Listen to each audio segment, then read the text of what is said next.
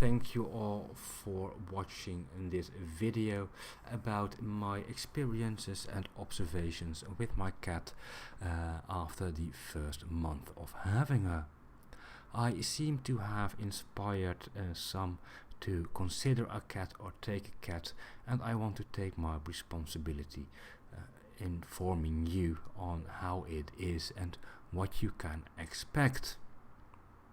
I had to take down previous version of this video because the audio and video did not work together properly.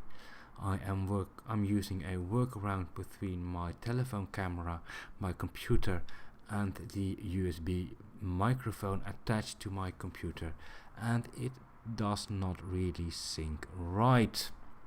So, without further ado, let's talk about cats. Before I took a cat, I read things about cats are autistic, and my cat is autistic, and I can see that in a way why people would make that observation. However, I do not think that cats are autistic.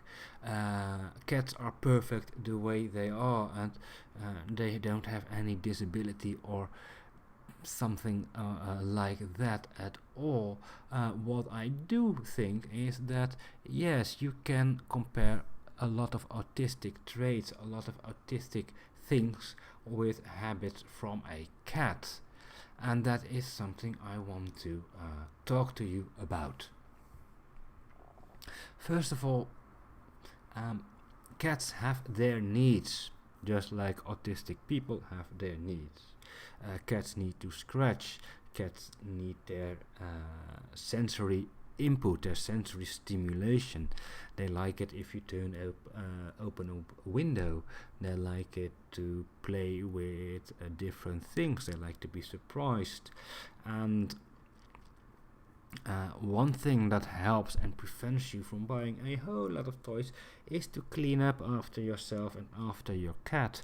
Limit the amount of toys you play with and give your cat access to over a day to just 3 or 4, and exchange them every few days, so you keep the toys interesting, so you keep the play interesting for both yourself and your cat. Cats do expect consistency. They do expect that if you play with them for a period of time on a certain time of the day, that you continue that. I noticed that when I had to give my cat eye drops, and I played with my cat to wear her out so that it would be easier to give her the eye drops, and now that I do not have to give her those eye drops again, I have noticed that she gets anxious, that she gets quirky, that she gets that she wants my attention. She comes up to me, she mews. If I ignore her too long, she starts biting my toes. She really wants that attention now because I've given her that attention for 6 days, as long as I gave her those drops. And I can't really punish her for it. I understand myself completely. We did that. We started a routine for her. She even got a little treat after play when I gave her those eye drops. So it's completely baked into her, and now she wants it.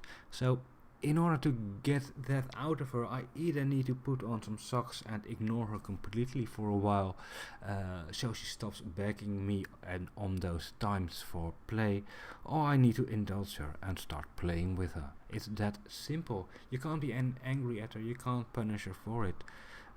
Same with things as scratching and furniture and plants.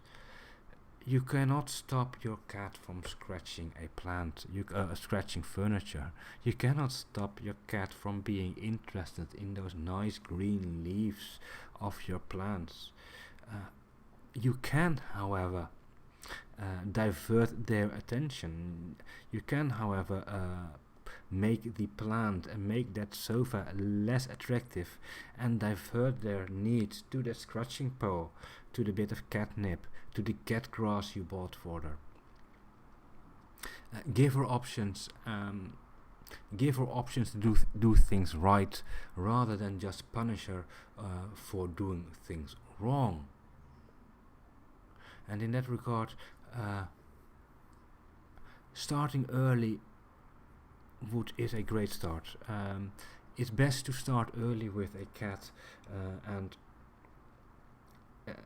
train her, even if it's not exactly necessary yet, like grooming, like using the brush on her.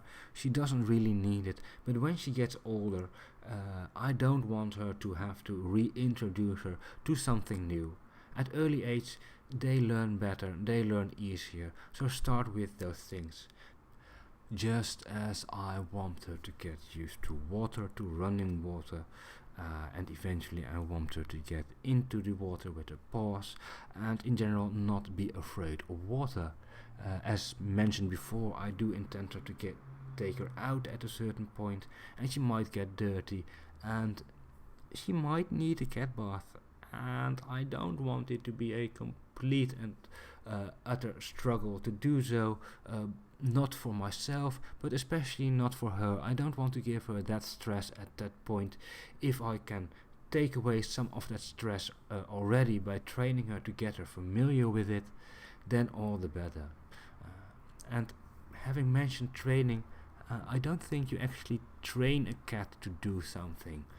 I don't think you actually teach a cat to do something. Yes, you can teach them how to give a paw and then get a treat, but for example, with them carrying on my shoulder, I make sure that she is safe. I make sure she's comfortable. I make sure she knows it's alright. And I think that is a lot to do with autistic people as well, though it might take a while. A lot of things they need to know, they need to learn, especially if something changes, that it is alright, that it is okay, that it is safe, that they will be accepted there, that they won't be looked at there, or that they can properly blend in there for whatever reason, or whatever they want to do. And in that, I do think, yes, there are some traits from autistic people which are very similar and reflect within cats. I also read that studies have shown that cats do gravitate better to autistic children if you put them in a group and let the cat decide. There is definitely a connection. I have a connection with my cat. I recommend everybody who is autistic to take a dog or a cat or a pet who you can cuddle with, who you can give attention, who can help you get a routine, who can help you stick to your routine, and who can help you give some responsibility. However, make sure you do have the time and you do understand that you need to invest time into this little creature you just took into your home. And with that, I want to end this video. Thank you for listening. My apologies for the failure in last video. Please, if you liked it, do subscribe, like, and hit that bell notification button. And see you in the next video.